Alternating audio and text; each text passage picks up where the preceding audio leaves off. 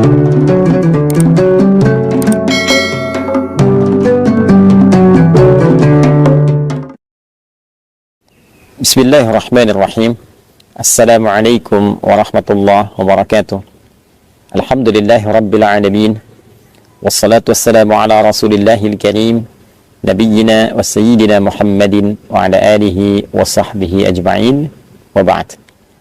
Saudara-saudariku dimanapun berada, alhamdulillah kita sangat bersyukur pada Allah subhanahu wa ta'ala yang telah melimpahkan nikmat begitu ruah kepada kita sampai dengan detik ini di kesempatan Ramadan, dan alhamdulillah kita diberikan kemampuan untuk meningkatkan ibadah yang menghiasi hari-hari dan malam-malam Ramadan yang kita dapati sampai detik ini. Semoga Allah subhanahu wa ta'ala berkenan menerima seluruh rangkaian amal ibadah yang kita tunaikan sampai dengan detik ini. Teman-teman, di antara keutamaan dan keistimewaan Ramadan seperti pernah kita ulas adalah bulan yang menghadirkan limpahan kesempatan untuk bermunajat kepada Allah subhanahu wa ta'ala. Di antara munajat itu dapat kita arahkan khusus untuk memohon ampunan Allah subhanahu wa ta'ala. Dengan kata lain, Ramadan adalah bulan kesempatan untuk bertaubat kepada Allah subhanahu wa ta'ala. Ramadan adalah bulan untuk memperbanyak permohonan ampunan kepada Allah subhanahu wa ta'ala. Namun demikian, penting untuk kita bersama mempelajari lagi bahwa taubat adalah bagian dari ibadah.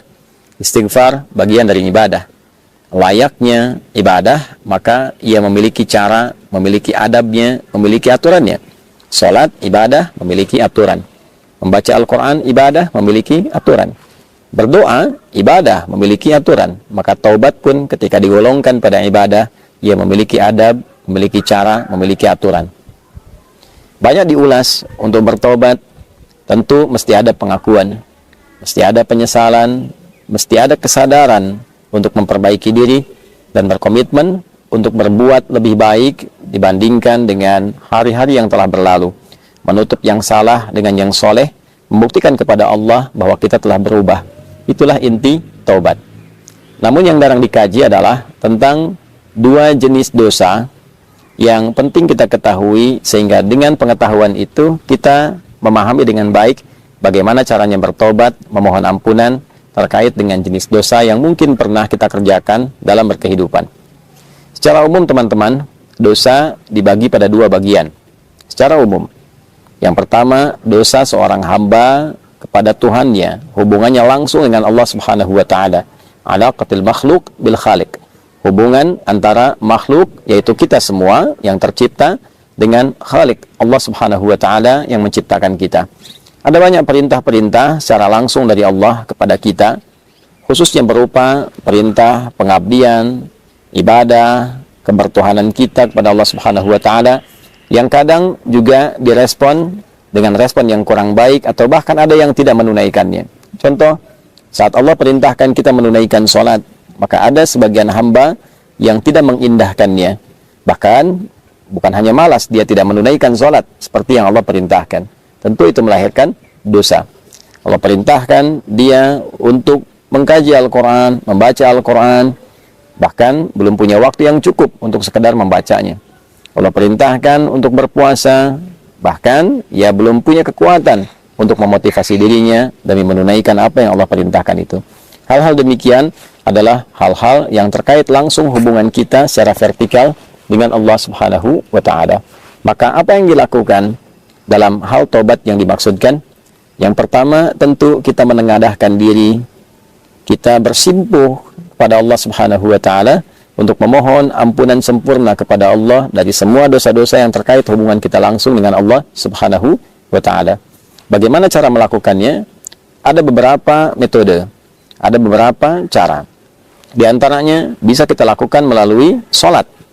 Karena hakikat dari sholat yang kita kerjakan, di dalamnya berisi banyak doa. Di antara sekian ragam doa, wujudnya adalah permohonan ampunan kepada Allah subhanahu wa ta'ala.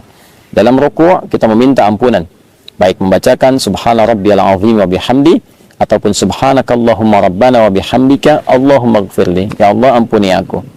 Pun demikian, bahkan dalam sujud juga ditemukan kalimat yang serupa. Duduk di antara dua sujud, kalimat pertamanya Rabbighfirli, ya Allah ampuni aku. Bahkan di pembuka salat dalam iftitah, di antara sekian rangkaian doa iftitah, salah satunya adalah doa taubat, permohonan ampunan. Allahumma ba'id baini wa baina khataayaya kama ba'adta bainal masyriqi wal maghrib. Demikian selanjutnya hadis terkait. Ya Allah, aku mengakui banyak dosa yang aku kerjakan, banyak kesalahan yang aku perbuat. Mohon jauhkan aku antara dosa yang telah aku perbuat sejauh engkau pisahkan timur dan barat. Aku tidak ingin berjumpa lagi. Aku ingin berpisah dengan dosa itu. Aku ingin dibersihkan ya Allah selama hidupku. Dilakukan dengan salat, dan dengan itu Allah berkenan menggugurkan semua keburukan yang pernah kita lakukan. Demikian saat seseorang di era Nabi datang kepada Rasulullah SAW sebelum Nabi menunaikan salat, dan dia berkonsultasi telah melakukan satu kesalahan yang fatal.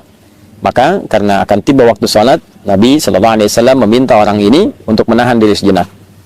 Ketika menunaikan salat, kemudian turunlah Al-Quran surah ke-11 Hud ayat 114.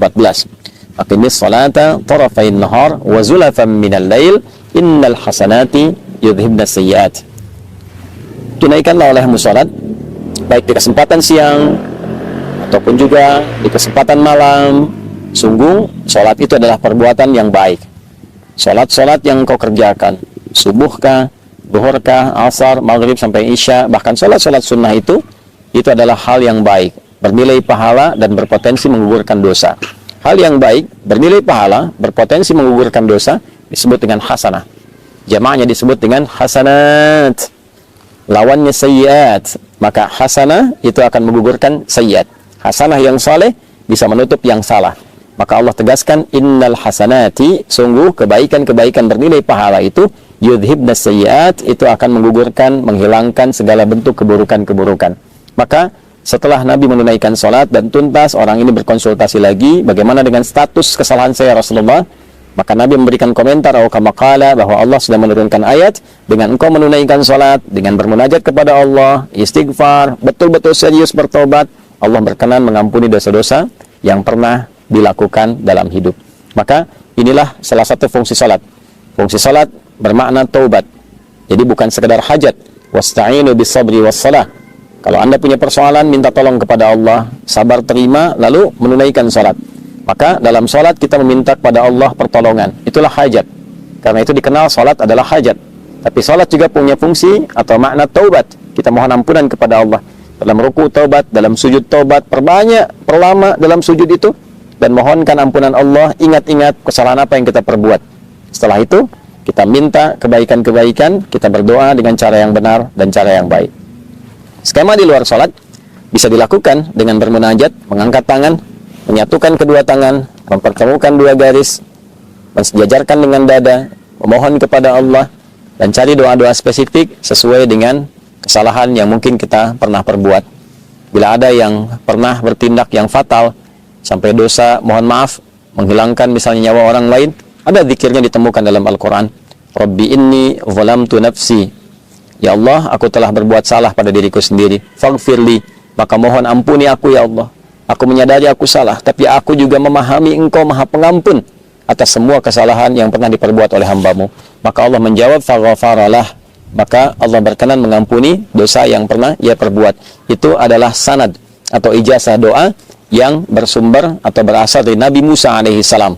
Ketika terjadi peristiwa yang tidak disengaja, Nabi Musa mengingatkan dengan menampar, tapi kekuatan yang diterima oleh pemuda yang kena tamparan itu menyebabkan dia meninggal.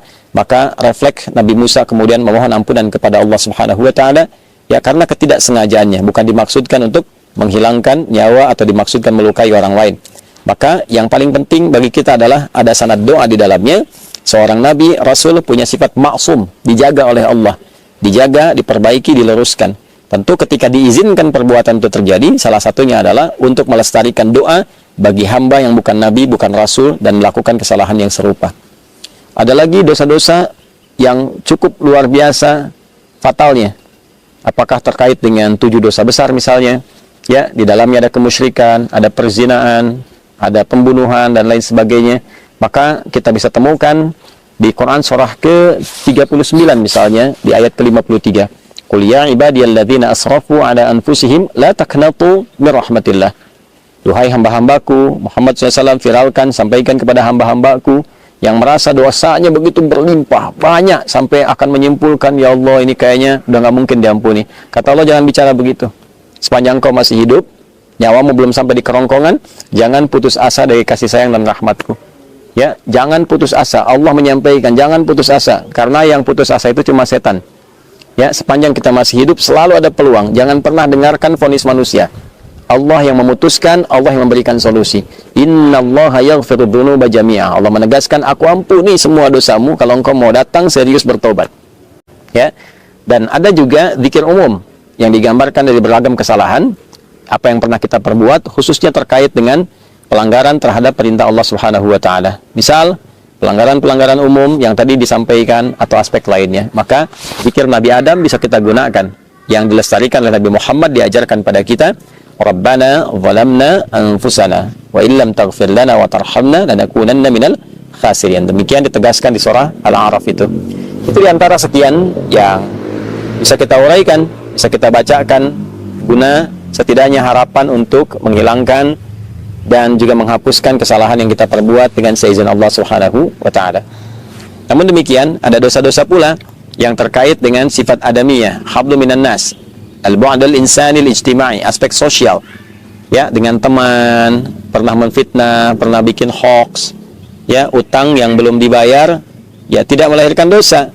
Tapi ketika kadang-kadang berutang mudah, membayar utang tidak mudah, ya. Nah, seringkali ada provokasi dari setan dan itu diambil, justru terbalik. Alih-alih memberikan kemudahan kepada pemberi utang untuk membayar walau dengan mencicil.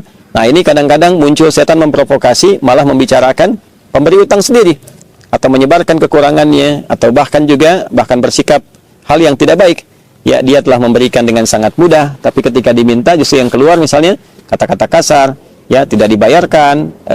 Dalam saat yang sama justru menyebarkan aib atau membuat informasi yang salah, yang keliru, sehingga dengan tujuan ingin menutupi kesalahan yang telah diperbuat. Ini sifat dosa adami, ya, dosa yang terkait dengan sifat kemanusiaan secara sosial. Artinya fitnah, artinya hoax, artinya sifat mencela, merendahkan orang lain. Maka cara tobatnya tidak hanya dicukupkan dengan minta ampun kepada Allah, tapi diharuskan meminta maaf kepada orang yang terzalimi. Ya, jika orang itu mengabaikan, maka ditutup hubungan kita dengan dia. Yang dimaksudkan begini, semisal ada orang mencela kita, lantas kita mengabaikan itu, kita biarkan, kita abaikan, ya, kita mintakan kepada Allah solusi kebaikan, saya tidak ingin menanggapi. Maka kita yang dicela itu oleh Allah akan ditutup hubungannya dengan orang tadi dalam hal memikirkan dia, dibuat seakan-akan tidak ada masalah. Tapi orang yang mencela tadi, ya, sebelum dia minta maaf kepada orang yang dicela, maka tetap akan tergantung keadaan taubatnya, tetap tergantung keadaan permohonan ampunannya kepada Allah sebelum dia meminta maaf kepada orang yang telah dicelanya itu. Nah, karena itu di bulan Ramadan, bulan baik, bulan permohonan ampunan, bulan taubat, kita mesti memahami skema ini. Tidak cukup dengan kita mengatakan, ya Allah ampuni saya, pada bagian yang kedua ini lantas selesai. Hubungan dia dengan Allah selesai, tapi dengan orang itu belum selesai. Ya, bagaimana faktor belum selesainya? Di hadis Muslim, riwayat sahabat Abu Hurairah radhiyallahu taala anhu, bila ini tidak diselesaikan di dunia, maka di akhirat bisa terjebak pada potensi kebangkrutan yang disebut dengan muflis, orang yang bangkrut, karena pahala dia ditransferkan kepada orang yang pernah dizaliminya. Tu'khadhu hadza min hasanati wa hadza min hasanatihi. Dia berbuat salat, lantas dia mencela orang lain, maka pahala salatnya diberikan kepada orang yang dicela itu. Demikian selanjutnya, sampai tiba ada yang fa in faniyat hasanatu, habis modal kebaikannya, tersisa keburukannya. Misal, pahala salat habis, baca Quran habis, tersisa pahala bikin hoax, ya, tentang orang lain. Maka dosa orang yang dihoaxkan itu dibicarakan, diturunkan martabatnya, diambil dosanya, ditimpakan kepada pembuat hoax itu. Faturiha finnar, maka dicucilah dulu dia di neraka dari keburukan-keburukan yang pernah ia kerjakan itu. Maka dari itu teman-teman sekalian, penting bagi kita untuk saling memaafkan, untuk juga memotivasi diri mau meminta maaf. Untuk memaafkan itu sesuatu yang rasanya tidak terlampau sulit. Namun untuk meminta maaf, hal itulah yang kadang-kadang jarang disadari pentingnya untuk dilakukan, karena banyak hambatan yang setan hadirkan dan tidak menginginkan hamba kembali menjadi baik. Untuk itu, saya ingin mengingatkan pada diri pribadi dengan menyampaikan sebesar-besarnya. Yang pertama, mohon ampun pada Allah Subhanahu wa taala.